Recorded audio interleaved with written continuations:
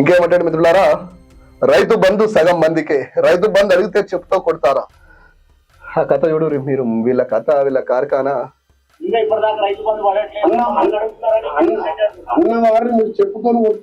ఇవాళ నేనంటున్నా రైతు బంధు పడలే, రైతు బంధు పడలేదంటున్నా. పోయిన నెల కాక పోయిన నెల 2 నెలల కింద నవంబర్ 27వ తారీఖు నాడు పడాల్సిన రైతు బంధు ఇంకా ఎందుకు పడలేదు అని నేను అడుగుతున్నా. నన్ను కొడతావా?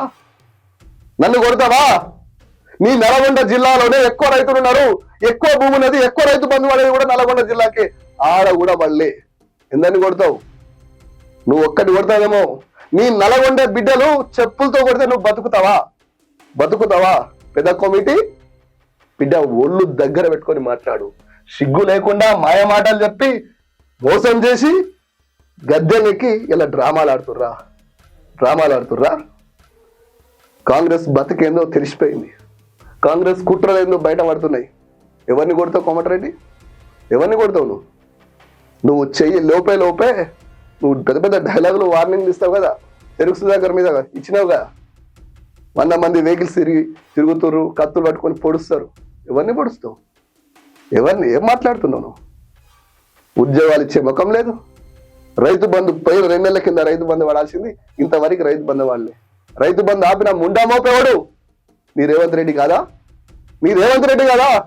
27వ తారీఖు నాడు, నవంబర్ 27వ తారీఖు నాడు రైతు బంధు పడాల్సినటువంటి రైతు బంధును ఎలక్షన్ కమిషన్ కు లేఖ రాసి ఆపినటువంటి ఉన్మాది, దుర్మార్గుడు, ఓటు నోటు దొంగ రేవంత్ రెడ్డి కాదా? ఆ 2 నెలల కింద పడాల్సిన రైతు బంధును ఆపి ఇప్పటికి రైతు బంధు వేయక తెలంగాణలో దొడ్డు బియ్యం వేసిన వాళ్ళు అయితే 3-3.5 నెలలకే అయిపోతుంది పంట. ఎవరికి ఇచ్చిన పైసలను బిచ్చం వేస్తున్నావా రైతులకి? రైతుల సొమ్ము రైతులకు వేయడానికి బిచ్చం వేసినట్టుగా వాళ్ళు పడిగాపులు కాసుకోనా ఫోన్లు పట్టుకొని అయ్యా పడ్డాయా అని. సిగ్గుందా కనీసం? సిగ్గుందా నీ ప్రభుత్వానికి? నిజంగా నీ ప్రభుత్వానికి ఈ పాలన వేసే హక్కు ఉందా? ఇంకా మీలో ఏమాత్రం సిగ్గు శరం ఉంటే రాజీనామా చేయండి ఫస్ట్.